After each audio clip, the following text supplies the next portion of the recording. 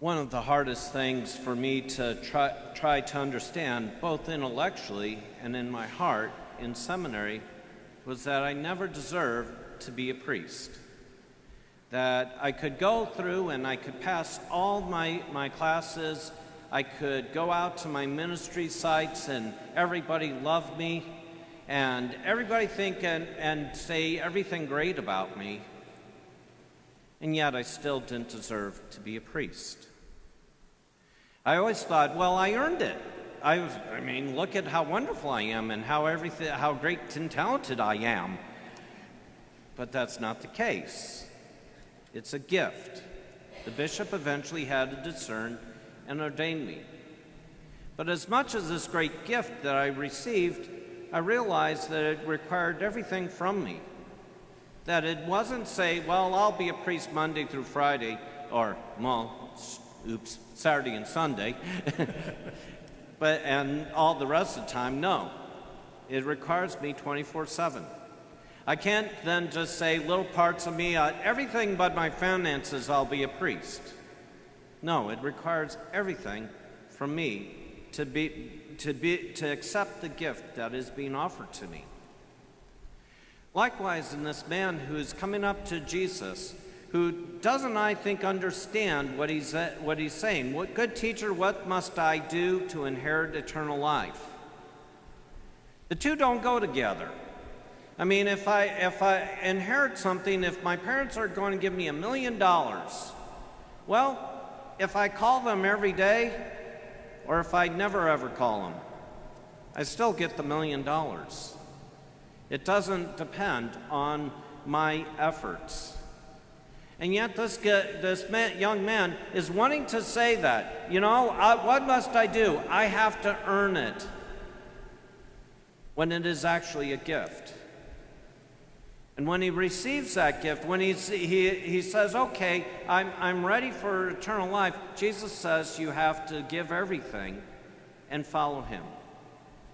And it's not just possessions, it's his very entire life. Everything good that he has, give it up and follow him. That's really the image of what Vic and Debbie have been to us for 50 years. There's an old proverb in the Old Testament saying, if one were to give all he has to find love, he would be roundly mocked. You can't buy love, as the Beatles would say during the time they probably were alive. Can't buy me love. And that's really true.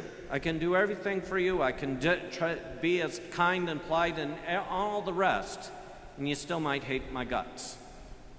It's that gift that you are to each other. It's a gift that you give to one another that is not earned.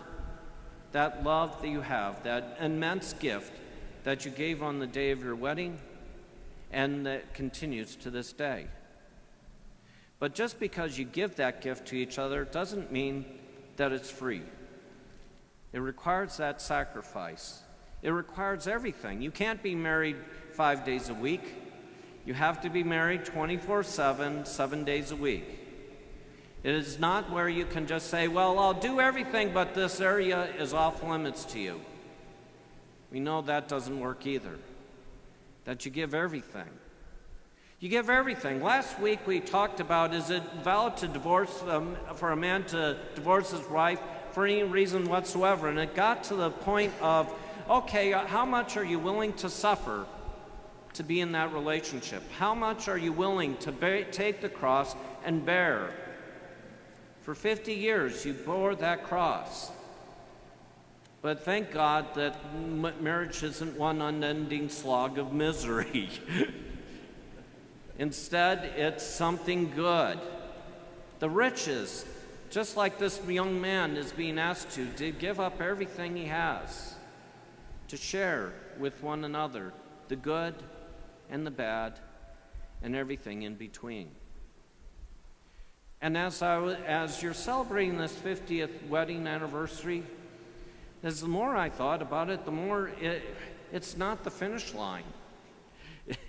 It still continues on. Tomorrow's another day in which you have to be a blessing for one another It's an unmerited gift to be able to wake up to one another and then to respond with everything you have for each other. But in that wedding vows, in that journey, we pause here to celebrate what you have done and what God has blessed you with. But also to remind you that your family and friends are here beside you to support you throughout your marriage. Because this isn't the end. We all know what the end is: death, whatever form that takes. And that is where the grace of this community, of your family and friends, are here to support you. This is not the end, it's only the beginning.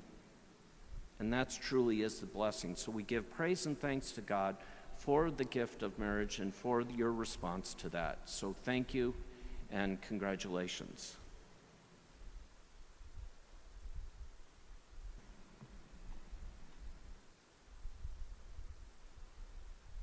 Please come forward.